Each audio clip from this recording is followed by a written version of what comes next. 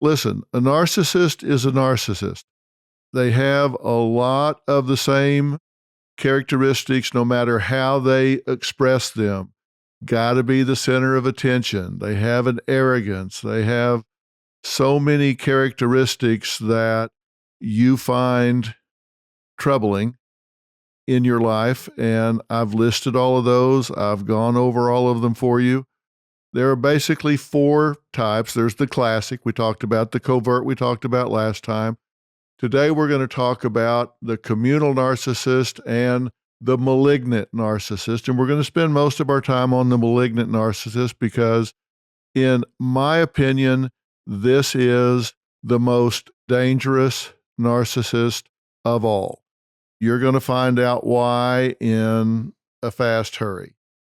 Now, as I say, I'm not going to spend a lot of time going back over all of the characteristics of the narcissist because you're getting to be expert on these things right now. But you know, they're grandiose. They have big egos. They have to be the center of attention. They are people that just don't take well to criticism. They always have to be the center of attention if they're the classic narcissist. Now, the covert narcissist is a little different in their approach, but trust me, all of those same traits and characteristics are there. And I have heard from so many of you since I put out the covert narcissist episode that said, oh my God, I'm so glad that I have a label on this now because I didn't realize what was going on in my life. I was getting gaslit and manipulated so much by these people, I didn't realize it. I didn't realize what was going on. Now, I've said I want this to be a conversation and not some kind of presentation that you would get if you went to a seminar or some graduate school class somewhere. I just want to talk about this. So I've gone and read so many of your comments, so many of your posts after listening to these. It takes me back to when I was in school because we had that graduate student syndrome, and we really had it in general psychology as well, where every disorder we studied, we had. It's like, okay, as soon as you start reading all the traits and characteristics, we all came out of class on anxiety neurosis thinking, oh my God, I'm an anxiety neurotic. Or we came out of a class on personality disorders, all convinced that we had a personality disorder, and maybe we did. But you focus on these things so much, you start taking your own personal inventory and start thinking, oh my God, am I that? Let me tell you why we have a tendency to do that. As I said, I think all human behavior is on a continuum.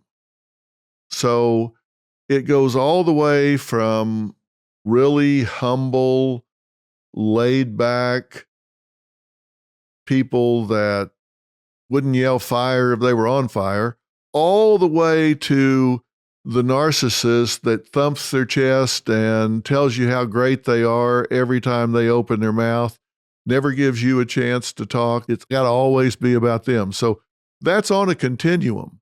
So are you on that continuum? Of course you are. We all are on the behavior continuum from when we're completely comatose asleep to all the way to when we're our most animated and have moments where we're maybe full of ourselves. But the fact that you have moments where you lapse into that doesn't make you a narcissist. And I made a point last time that after reading all your comments, I think I need to underline, and that is there's a difference between narcissism and a narcissistic personality disorder. You can have a degree of narcissism and not qualify as meeting the criteria for the diagnosis of a narcissistic personality disorder. That's because we all have those traits and characteristics. And by the way, malignant narcissist is not a diagnosis, really. It's a descriptor. And I'm not really into labels in the diagnostics. We really have those as much as anything else for insurance purposes, because when we're in private practice and you turn in something, you got to put a code down so they know how to categorize it and how to code it into their system so they know what to pay for and et cetera. So it really kind of backed into this where everybody has to be in a certain category. And I don't think it's really distinct as all that. And oftentimes those lines are pretty blurred. But I do believe there is something called the malignant narcissist. And this was first talked about by Erich Fromm in 1964. And then about that time, Kernberg came afterwards and started listing a bunch of symptoms and traits and characteristics. And Gunderson and Renningstam did some really great research on this. So if you're one of those that likes to go look up the studies in the literature, there you have it. But the definition is kind of this: a person who has symptoms of both the narcissistic personality disorder and the antisocial personality disorder, or the psychopath, what's usually referred to in lay conversation as somebody's a psychopath. And these things show up as arrogance, a need for power and recognition, and tendencies to use and exploit others for selfish reasons. Like most personality disorders, malignant narcissism interferes with relationships, and it's not something that responds very well to treatment, frankly.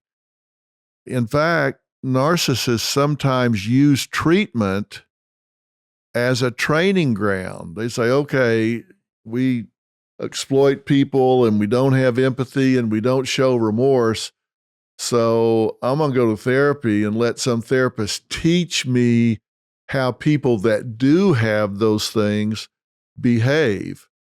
And then I'll know how to mimic those, because narcissists can be very manipulative, and certainly psychopaths are really manipulative. Now, there is a difference between the narcissistic individual and the psychopathic individual. I'm going to tell you what it is later on. I'm going to make myself a note so I don't forget, because I don't want to get into it just yet.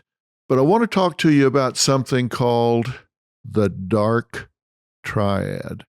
And that probably sounds ominous, and well, it should. I gave a presentation last summer at CrimeCon down in Austin. It's a convention where they focus on true crime and they deconstruct these things. These are a lot of people, professionals, attorneys, and others that are really interested in everything from serial killers to all different types of criminals.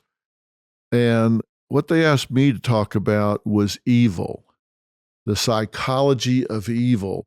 Is there a point at which things go beyond mental illness and just become pure evil? And I talked about something called the dark triad.